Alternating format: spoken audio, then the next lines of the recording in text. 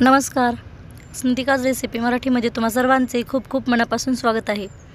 आज आपण पाहणार आहोत नवरात्री स्पेशल अष्टमीला बनवली जाणारी कन्यापूजन थाळी, तेही अगदी साध्या सोप्या पद्धतीने. चला तर मग रेसिपी पाहूया. रेसिपी आवडल्यास एक लाईक नक्की करा.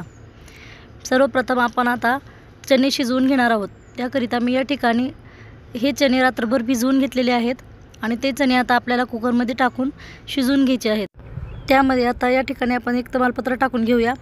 तुम्हाला जर हवं असेल तर तुम्ही टाकू शकता, नाही टाकलं तरी चालतं.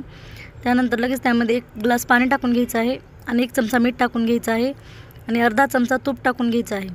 आणि आता आपल्याला कुकरचे झाकण लावून याच्या मोठ्या गॅसवर 1 शिट्टी, मीडियम गॅसवर 3 शिट्ट्या करून घ्यायच्या आहेत. त्यामध्ये चणे एकदम परफेक्ट असे शिजले जातात.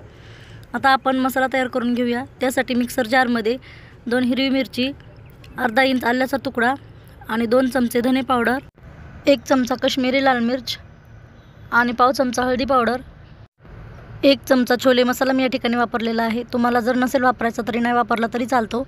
थोडीशी कोथिंबीर, 1 चमचा कसुरी मेथी आणि आता आपण त्यामध्ये आपण जे चणे शिजवून घेतलेले आहेत ते चणे थोडेसे टाकून घ्यायचे आहेत आणि चणे शिजवलेलंच पाणी आपल्याला त्यामध्ये थोडंसं वापरायचं आहे आणि अशी एकदम बारीक अशी पेस्ट तयार करून घ्यायची आहे.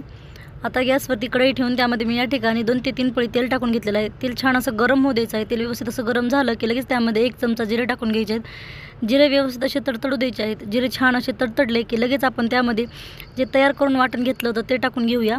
आता हे वाटण आपल्याला छान असं सतत हलवून व्यवस्थित असं तेल सुटेपर्यंत परतून घ्यायचं आहे. 1 3 ते 4 मिनिट आपल्याला हे वाटण असं परतून घ्यायचं आहे. गॅसची फ्लेम एकदम लो ठेवायची आहे. लो फ्लेमवरच आपल्याला हे वाटण परतून घ्यायचं आहे, म्हणजे यात जे आपण सुके मसाले टाकलेत ते मसाले करपणार नाहीत. अगदी थोडंसं पाणी मी मिक्सर जारमध्ये टाकून त्यामध्ये टाकून घेतलेलं आहे. आता आपल्याला ह्या वाटणाला परत आणखी 3 ते 4 मिनिट शिजवून घ्यायचं आहे. 3 ते 4 मिनिट हे वाटण छान असं शिजलं की लगेच त्यामध्ये शिजवून घेतलेले चणे टाकून घ्यायचे आणि चणे टाकल्याच्या नंतर आपल्याला व्यवस्थित असं मिक्स करून घ्यायचं आहे.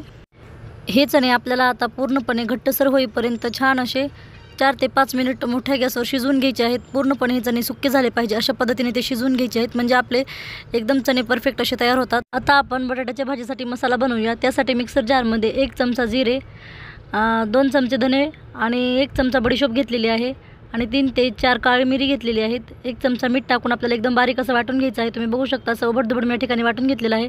आता परत मिक्सर जारमध्ये मी या ठिकाणी 3 टमाटर कट करून टाकलेले आहेत. तुम्ही तुमच्या आवडीनुसार कमी जास्त करू शकता. 2 हिरवी मिरची आणि थोडंसं आपल्याला यामध्ये आल्याचा तुकडा टाकून घ्यायचा आहे. भाजीला छान घट्टसरपणा यावा म्हणून त्यामध्ये आपण या ठिकाणी शिजवून घेतलेला अर्धा बटाटा मी या ठिकाणी टाकून घेत आहे. तेही आपल्याला या साहित्याबरोबर वाटून घ्यायचं आहे आणि अगदी थोडीशी कोथिंबीर टाकून घेतलेली आहे. बटाटा टाकल्यामुळे भाजीला छान असा घट्टसरपणा येतो.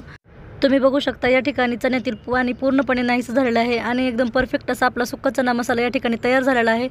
अगदी थोडंसं मी या ठिकाणी घरगुती काळं तिखट वापरलेलं आहे. आता आपले चणे या ठिकाणी तयार झालेले आहेत. आता आपण गॅस बंद करून घेऊया. आता आपण बटाट्याची भाजी बनवून घेऊया. त्यासाठी गॅसवरती कढई ठेवून त्यामध्ये 2 पळी तेल टाकून घेतलेलं आहे. लगेच त्यामध्ये मी या ठिकाणी तेलासोबतच 1 चमचा तूप टाकून घेतलेलं आहे. तेल आणि तूप व्यवस्थित असं गरम होऊ द्यायचं आहे. ते व्यवस्थित असं गरम झालं की लगेच त्यामध्ये पाव चमचा जिरे टाकून घ्यायचे आहेत आणि अगदी थोडेसे या ठिकाणी मी खडे मसाले वापरलेले आहेत. यातील काही खडे मसाले नसतील तुमच्याकडे तर नाही वापरले तरी चालतात. आणि पाव चमचा शहाजिरा, 2 हिरवी वेलची टाकून घेतलेली आहे आणि आपण जो मसाला वाटून घेतला होता तोही त्यामध्ये टाकून घेतलेला आहे. आता मीडियम गॅसवर आपल्याला तो मसाला छान असा परतून घ्यायचा आहे. 1 चमचा काश्मीरी लाल मिर्च. आता आपल्याला भाजीला घट्टसरपणा येण्यासाठी मी या ठिकाणी 2 चमचे बेसन वापरलेलं आहे. बेसन वापरल्यामुळे भाजीला छान असा घट्टसरपणा येतो. 2 चमचेच बेसन आपल्याला वापरायचं आहे आणि बेसनही आपल्याला छान असं परतून घ्यायचं आहे खमंग वास येईपर्यंत. बेसन थोडंसं परतत आलं की लगेच आपण त्यामध्ये थोडंसं पाणी टाकून घेऊया, म्हणजे बेसन जे आहे ते करपलं जात नाही. आणि त्यामध्ये मी या ठिकाणी 1 चमचा घरगुती काळं तिखट वापरलेलं आहे. पूर्ण मसाला सुक्का होईपर्यंत आपल्याला छान असं परतून घ्यायचं आहे. व्यवस्थित असं परतलं की लगेच त्यामध्ये आपण जे टमाट्याची प्युरी तयार करून घेतली होती ती आपण त्यामध्ये टाकून घेऊया आणि व्यवस्थित असं मिक्स करायचं आहे. 2 3 मिनिट आपल्याला छान असं तेल सुटेपर्यंत हे वाटण परतत राहायचं आहे. मीडियम गॅसवर हे वाटण आपण सतत हलवून परतून घेऊया. ही बटाट्याची भाजी बनवताना आपण यामध्ये कांदा, लसूण किंवा शेंगदाण्याचं कूट अजिबातच वापरणार नाहीत. तर ही भाजी एकदम चवीला अप्रतिम अशी तयार होते. तुम्ही बघू शकता आता आपलं वाटण छान असं परतलेलं आहे आणि त्याला छान असं तेल सुटलेलं आहे. पाव चमचा मीठ टाकून घेऊया आणि व्यवस्थित असं मिक्स करून घेऊया. मिक्सर जारमध्ये टाकून थोडंसं पाणी आपण त्यामध्ये टाकून घेऊया. मी या ठिकाणी बटाटे अगोदरच उकडून घेतले होते आणि उकडून मॅश करून घेतलेले आहेत, ते आपण त्यामध्ये टाकून घेतलेले आहेत. आणि आता वरून थोडीशी कसुरी मेथी टाकूया, त्यामुळे भाजीला चव खूप छान येते. आणि पाव चमचा परत मी या ठिकाणी मीठ टाकून घेतलेलं आहे. मीठ हे चेक करून टाकायचं आहे. आता आपली एकदम परफेक्ट अशी बटाट्याची भाजी तयार झालेली आहे। आता आपण शिरा बनवूया। त्यासाठी मी या ठिकाणी गॅसवरती कढई ठेवून त्यामध्ये 2 चमचे तूप टाकून घेतलेलं आहे। तूप व्यवस्थित असं गरम झालं की लगेच त्यामध्ये आपण थोडेसे ड्रायफ्रूट्स टाकून घेऊया। ड्रायफ्रूट्स आपल्याला 2 ते 3 मिनिट छान असे परतून घ्यायचे आहेत। थोडेसे परतले की लगेच त्यामध्ये मी या ठिकाणी अर्धी वाटी रवा टाकलेला आहे। हा रवा एकदम बारीक 0 साईजचा वापरलेला आहे। शिरा बनवताना रवा हा बारीकच वापरायचा आहे। आता हा रवा आपल्याला मीडियम गॅसवर छान असा त्याचा कलर चेंज होईपर्यंत सतत हलवून भाजून घेऊया। रवा छान भाजल्यामुळेच शिऱ्याला चव खूप छान येते, म्हणून रवा हा खमंग असा भाजून घ्यायचा आहे। आता रवा एकदम परफेक्ट असा भाजलेला आहे। आता आपण त्यामध्ये लगेच या ठिकाणी दूध टाकून घेऊया। मी या ठिकाणी दूध हे अगोदरच गरम करून घेतलेलं आहे। पाणी अजिबातच वापरायचं नाही। दूध टाकून आपल्याला व्यवस्थित असं मिक्स करून घ्यायचं आहे।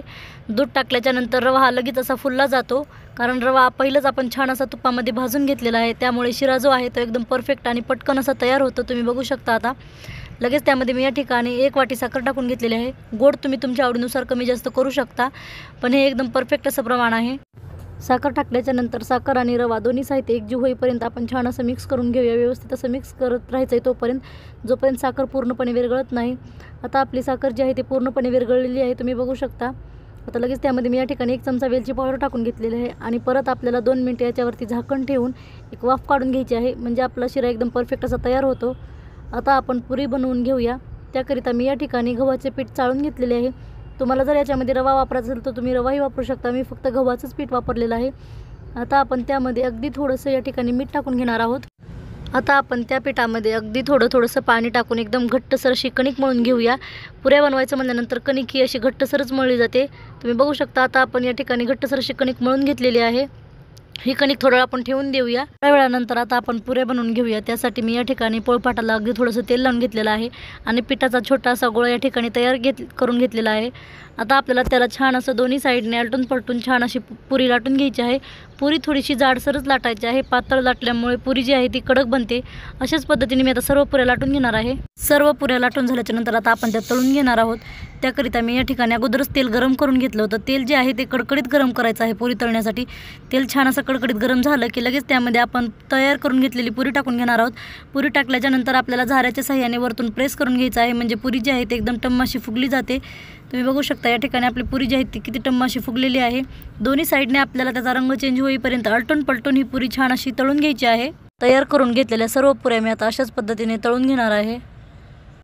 आता आपली पुरी जी आहे ती या ठिकाणी तळून झालेली आहे, ते आता आपण एका प्लेटमध्ये काढून घेऊया। थोडाही कांदा लसूण न वापरता एकदम झटपट अशी आपली कन्यापूजन थाळी एकदम खमंग आणि चवदार अशी या ठिकाणी तयार झालेली आहे। ही रेसिपी तुम्ही एक वेळेस नक्की ट्राय करा। ही रेसिपी कशी वाटली कमेंट करून नक्की सांगा। व्हिडिओ आवडल्यास लाईक करा, शेअर करा, सबस्क्राईब करा। पूर्ण व्हिडिओ पाहिल्याबद्दल धन्यवाद। चला तर मग भेटूया अशाच एका छानशा रेसिपीमध्ये।